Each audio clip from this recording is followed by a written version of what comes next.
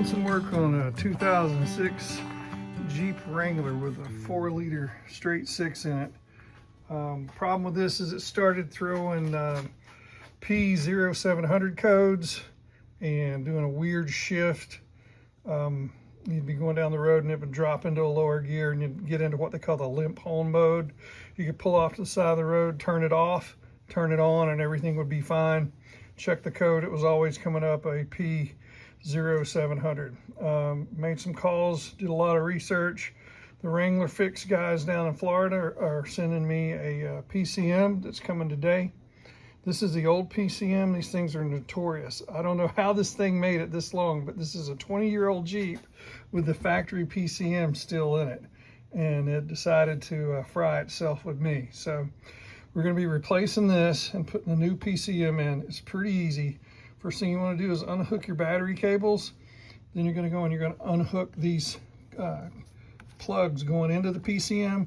I've labeled mine with a piece of tape for each one of them so I don't put the wrong one on the wrong plug when I go to plug it back into the new one. And then you've just got these 3 Torx, 2 here, and you got 1 in here, and that's the only thing that's holding this thing on there. These things are notorious for failing. They didn't put good components in them coming from Chrysler, and the heat and the vibration after a while just baked everything inside. The WRANGLERFIX guys down in Florida, the reviews on those guys are amazing. They have like 259 views, all 5 stars. They'll answer your questions if you have any problems, and they respond really good. Their customer service is unbelievable. So my PCM's coming today. When it gets here, we'll install it. And right now what we're going to do is we're going to take these clips off, take these 3 bolts out, and then take the old PCM off. Now that I got these off, I feel a little silly because they're color coded on the inside. So orange plug goes to orange, white goes to white, green goes to green. So they're color coded on the inside, so it's kind of hard to screw them up, but I went ahead and numbered them anyway just to make sure I wouldn't make a mistake. And also this is a 25 Torx is what these 3 bolts are that holds it in. And there it is. It's just a hard mount with 2 bolts there, 1 bolt over there on the side, and comes right out. Just you know, if you get into trouble, make sure you don't round out these bolts, because you get into trouble if you snap one of those suckers off. It'd be a real pain to try to work around that, but came out pretty easy on this one. So we're just waiting on the one from WRANGLERFIX to show up, and we'll just put it in there, plug it up, put the battery cables back on, and see how things go. So I got the WRANGLERFIX PCM today. I ordered it Friday afternoon, about 3:30, and it's Monday, and it came here this afternoon about 4:30. So it's a pretty quick turnaround. They gave it a 2-day FedEx shipment. So we're going to install this thing, hook it up, and see how things go. Pretty simple. 2 screws on the left, 1 screw on the right. Put the plugs back where they go. Came with a neat little instruction flyer. There's really not much to it. It's pretty simple, self-explanatory. All right, we got it all plugged up and mounted. All the plugs are good. When you're going to put these in, make sure these are all snapped into place really well and locked. Is one of the things that people talked about having issues once they put a new PCM in, and they go back and check and they don't have these plugs, these connectors fully seated. So make sure you got them pushed in all the way. Make sure your 3 bolts are snug. Don't strip them though. There's just a piece of metal on the back side of that. It's real thin. If you pull it in too tight, you'll strip them and then you'll be in a world of hurt. You have to use another bolt with a nut on the back of it. But we got that on, so we're going to raise the garage door here, roll this thing out, and crank it up, and let it run for 5 to 10 minutes so the PCM can get used to the idle on the Jeep. We'll go from there. All right, so we pushed it outside in neutral, and because you're supposed to let it set for about 5-10 minutes or so, let the PCM get used to it. It cranked right up, no problems. No check engine lights. Everything's looking good.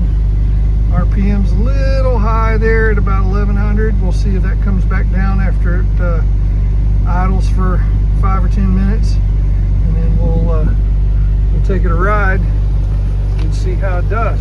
But right now, we're just going to let it sit here and see how it idles. But it sounds pretty good right now.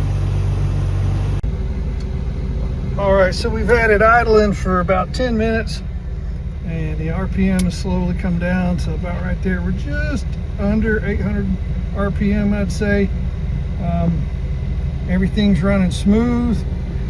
There's a rear view mirror. You don't see much of a vibration at all. That was kind of a normal thing, was the amount of vibration that it had at idle. So everything's looking pretty good. Temp's good on the idle, pressures are good. Voltage, everything's reading right, and that check engine light is gone. So we're going to drive it around a little bit, see how things go. Alright, so we're just kind of idling along. Feels like we're in about second gear. Shift from first to second was nice and smooth. And we're just going to kind of idle along down the road here and see how it does at low speeds before we take it out onto the highway. We're just kind of idling right now. It's holding just under 1,000 RPM. Nice, smooth response. So far, so good. Everything seems to be better than it was, that's for sure.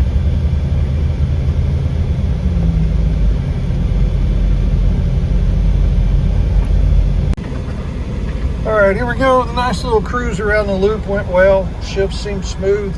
Here's the test out to highway speeds.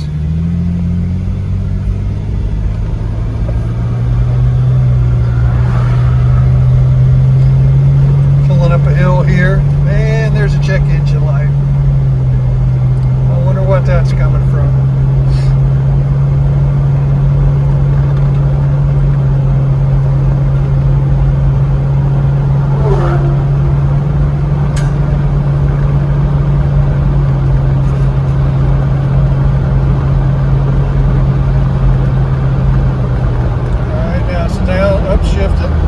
That's good. Continuing to upshift.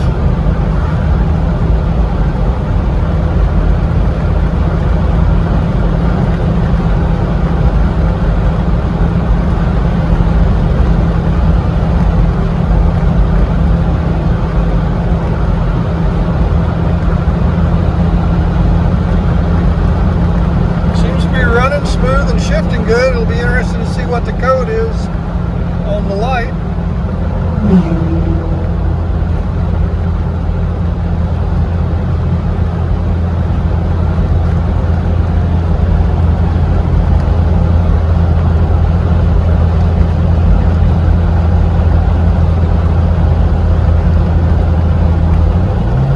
Alright, there's a downshift to pull the hill.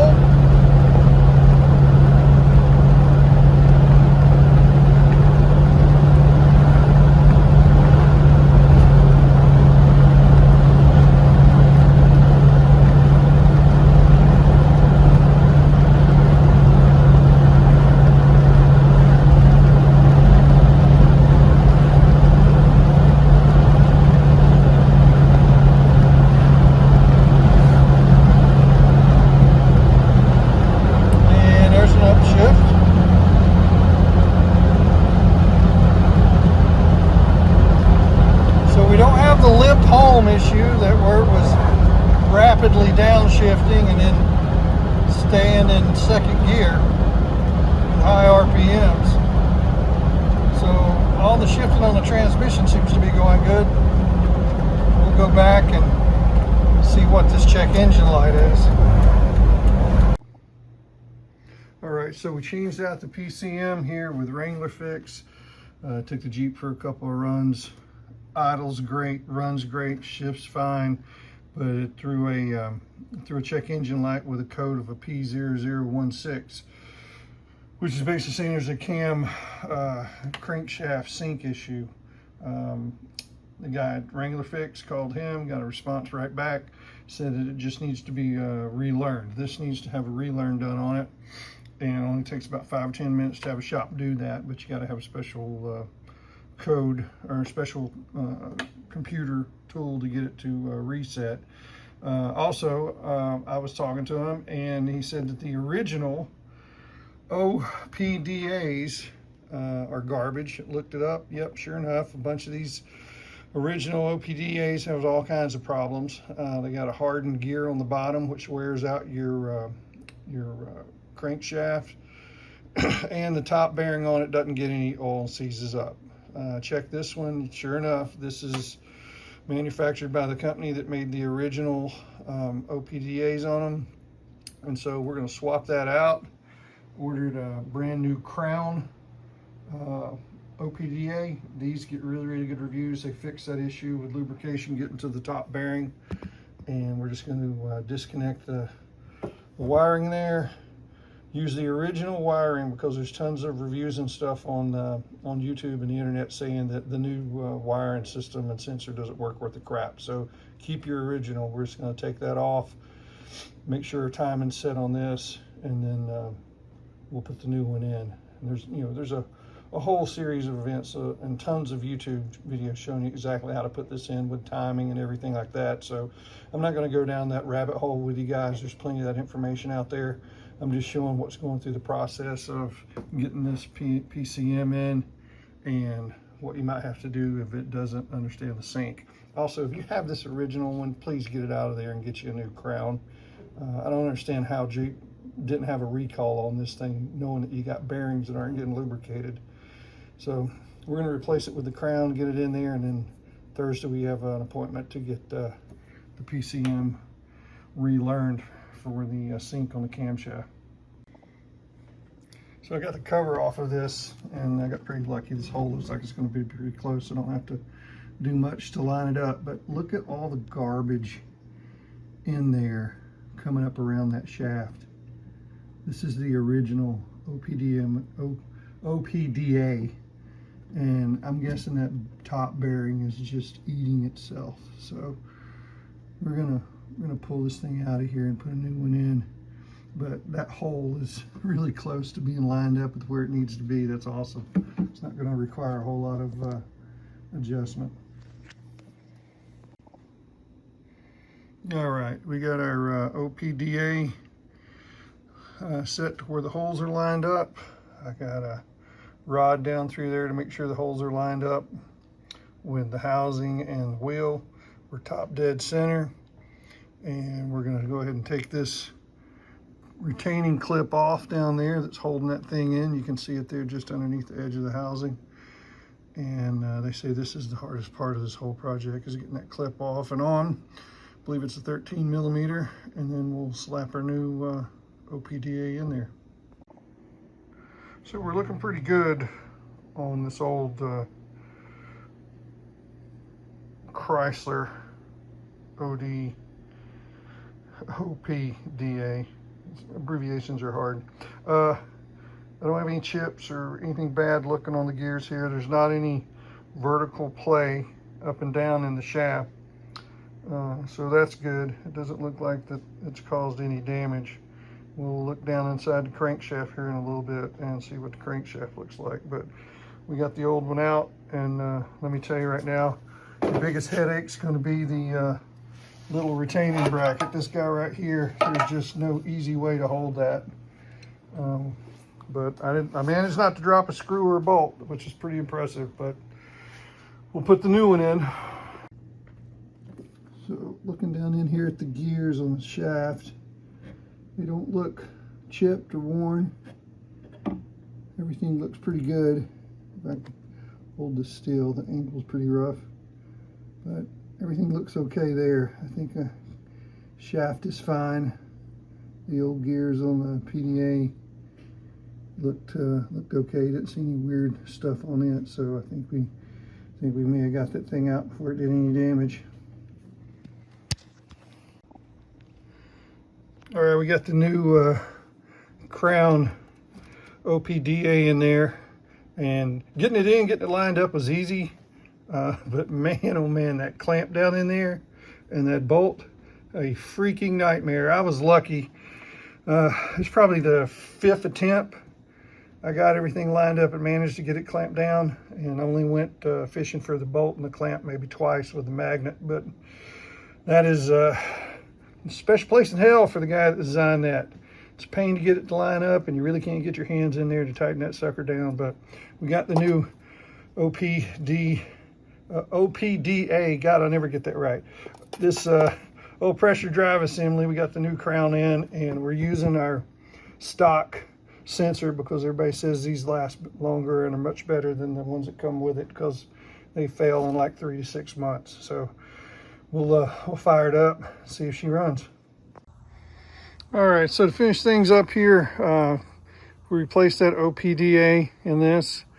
I took it for a drive, and I got the check engine light in the P0016.